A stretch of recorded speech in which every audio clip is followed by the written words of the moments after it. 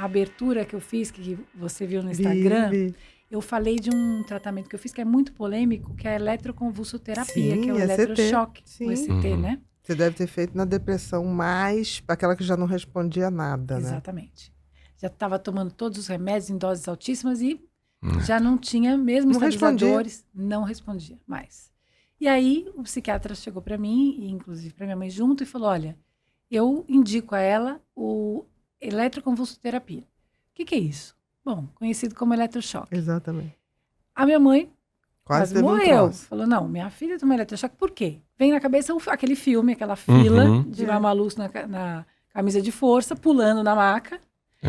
Né? Então, e é um dos tratamentos mais tranquilos, seguros e efetivos que a gente tem para depressão resistente. A depressão, principalmente essa depressão que não responde a nada. Porque Exato. tem depressão que você chega até uma catatonia, assim, de paralisar o corpo. As pessoas não têm noção, mas existem esses quadros. Eu tive. Na catatonia, não conheço nada. É porque hoje em dia a gente raramente chega lá, nesse grau mais grave, porque a gente tem outros recursos. Sim. Por exemplo, a estimulação magnética transcraniana, ela fez com que o eletrochoque fique reduzido a um número muito pequeno.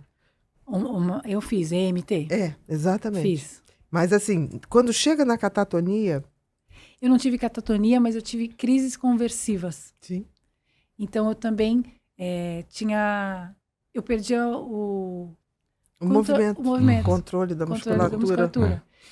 Felizmente, já tinha psiquiatra, já tinha tratamento, mas são conteúdos que a gente não consegue lidar e ele vai para o corpo, né? Exatamente. Parece que a chave geral cai. Exatamente. Sobrecarrega emocionalmente. Você não consegue, né? Então, e para chegar uma catatonia, poderia ter chegado. Poderia. Né? Que é grave. Sim. Que é risco de vida. Que é risco de vida, porque aquela pessoa já não bebe mais água, ela não se movimenta, ela fica olhando pro teto, o olho começa a dar lesão. Olha, que sério. É muito sério. E eu fico pensando assim, isso eram quadros muito comuns há 30 anos atrás, porque a gente tinha pouco recurso de tratamento. O pessoal que está se formando agora, os psiquiatras, eu acho que nunca viram. Verdade. Entendeu? E é importante saber isso, porque você pode pegar, entendeu? É que nem a síndrome de Gottard, que é aquela depressão, que a pessoa chega a uma depressão tamanha que ela não quer mais se alimentar, porque ela olha e fala assim, não posso comer. Ela nem fala. Aí você pede para escrever, minha úvula, isso aqui tá tudo podre. Ela tem a sensação que tá apodrecendo por dentro. Que grave, né? É muito grave. Então, isso também é uma indicação. Então, às vezes as pessoas... porque o ACT ele ficou muito mal visto, porque foi usado para tortura. E não era ACT de cabeça, era para dar choque nas partes físicas. Principalmente na ditadura. Não, hoje é muito tranquilo. Eu até comparo uma endoscopia. Porque é com sedação. É uma sedação que, às vezes, é a mesma da endoscopia. É a mesma, não exatamente. Aí você tem um relaxante muscular, porque você vai ter você não precisa ter aquilo. Não se mexe.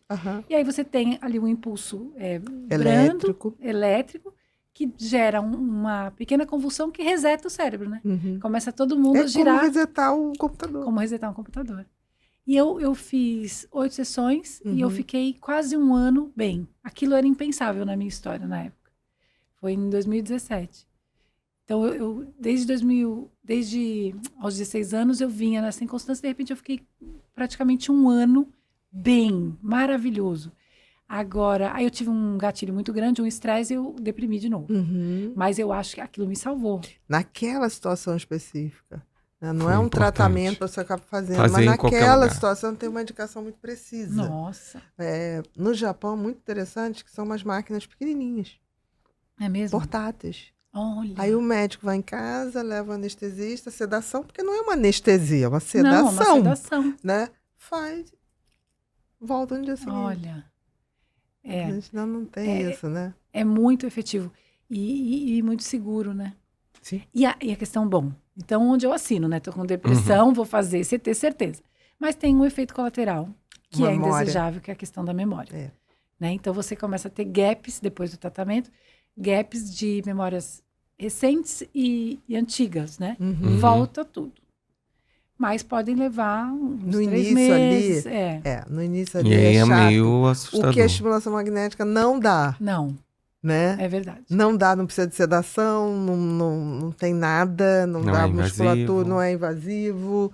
Né? É bem legal, E eu pelo fiz também. contrário, a estimulação melhora a memória. Olha. É o que coisa. contrário, né? Mas você também tem que saber usar.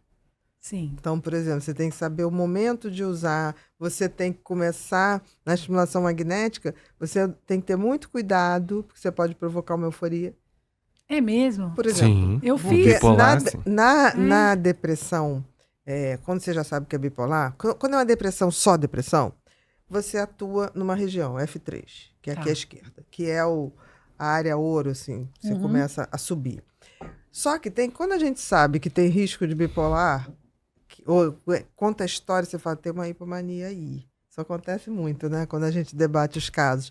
Aí, o que a gente faz? Você faz F3, mas você já começa a fazer F4 junto. Com estabilizador. Exatamente. Então, isso tudo é sutil. Porque você vai no protocolo, tá deprimido, toca F3. Não. Porque se tiver... Não é todo mundo. As pessoas... O protocolo oficial, ainda para depressão, é F3. Entendi. Mas não pode, porque você tem que contrabalançar para fazer o efeito estabilizador, né? Porque você tira a pessoa da depressão, tem só a depressão unipolar, ela vai para estabilidade. Exatamente. Você tira aquela pessoa da depressão, ela passa, né, do ponto. Ela passa e você a virada. E você vê, foi interessante, né? Você fez 8 sessões. Seu médico do ECT. Seu médico foi muito criterioso. Porque tem paciente, vamos fazer 12. Não, você respondeu com 8, não vou fazer, senão você pode virar para o outro lado. É verdade. Olha o bom senso. Isso. A bipolaridade é um tratamento de muito bom senso. Buscar junto com o outro. É bem artesanal, assim. Artesanal. Que é individual. Exatamente.